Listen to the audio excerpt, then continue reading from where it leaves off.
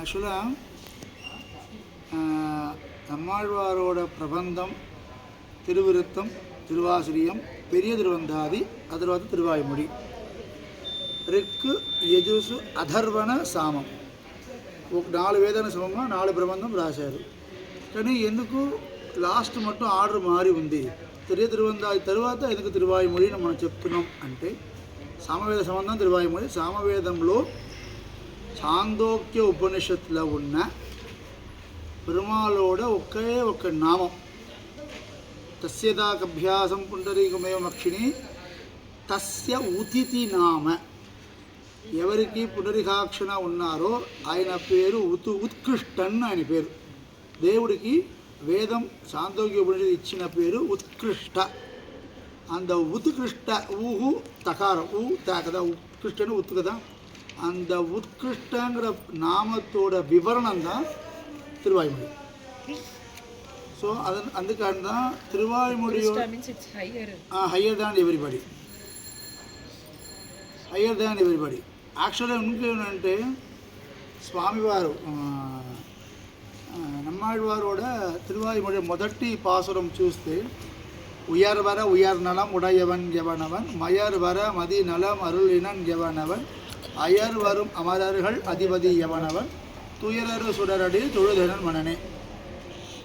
మన సంప్రదాయంలో అందరూ చెప్పిన విషయం ఏంటంటే, మొత్తం తిరువాయిమొழிకి 1000 పాసురముకి సంగ్రహం ఫస్ట్ 30 పాసురము, దానికన్నా సంగ్రహం ఫస్ట్ 10 పాసురము, దానికన్నా సంగ్రహం 3 పాసురము. అన్ని 1000 పాసురముకి సంగ్రహమానది మొదటి పాసురమే. ఫస్ట్ పాసురంలో ఉన్న అర్థం దా, ఆ ఫస్ట్ పాసురంతో వివరణం దా 1000 పాసురం సంప్రదాయం ఉంది.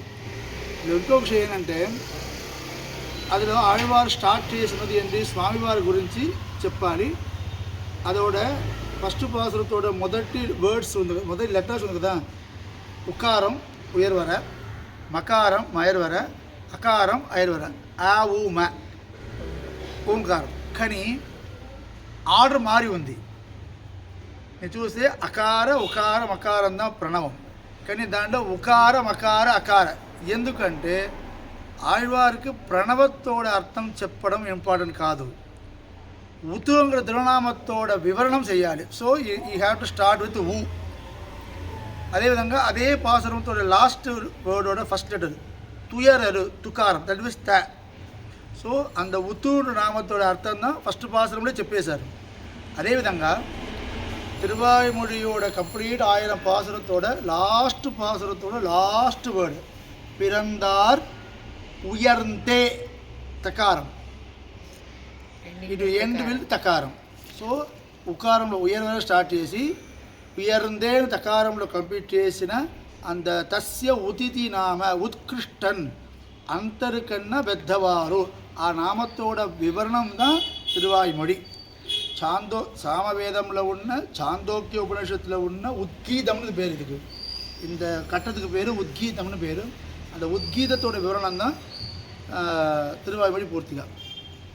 అందుకంటే సామవేద సమం తిరువాయిమొழి చెప్తున్నాం. కానీ అప్పుడు సామవేదం అంటే రిక్కు, యజు, సామం, అధర్వత, అధర్వణ వచ్చేది కదా. అప్పుడు మన తిరువిరుత్తం, తిరువాసిరియం, తిరువాయిమొഴి, ఆ తర్వాత పెரிய తిరువందాది చెప్పాలి. ఎందుకు తిరువిరుత్తం మొదట చెప్తున్నామంటే, ఆళ్వారు లాస్ట్ చదివినది తిరువాయిమొழிదా.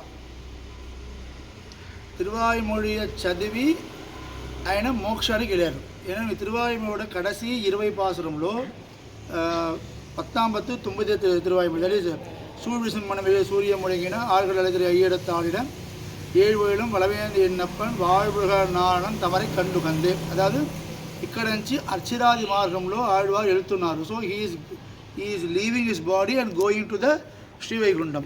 సో ఈ తిరువాయిమొഴి తర్వాత ఆళ్వారు వేరే ఏమీ చదువులేవు, ఆయన ఈ ప్రపంచంలో ఆయన లేవు. లీలా విభూతిలో నిత్య విభూతికి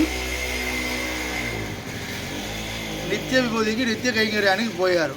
సో తిరువాయిమొழి தான் యాక్చువల్గా நம்மாழ்வார் లాస్ట్ రాసిన ప్రబంధం. అందుకంటే అది సామవేద సమానం ఉండగా కూడా అది లాస్ట్గా తిరువిరుత్తం, తిరువాసిరియం, పెరియ తిరువందాది, తిరువాయిమొழి అని మనము సంప్రదాయంలో చెప్తున్నాం.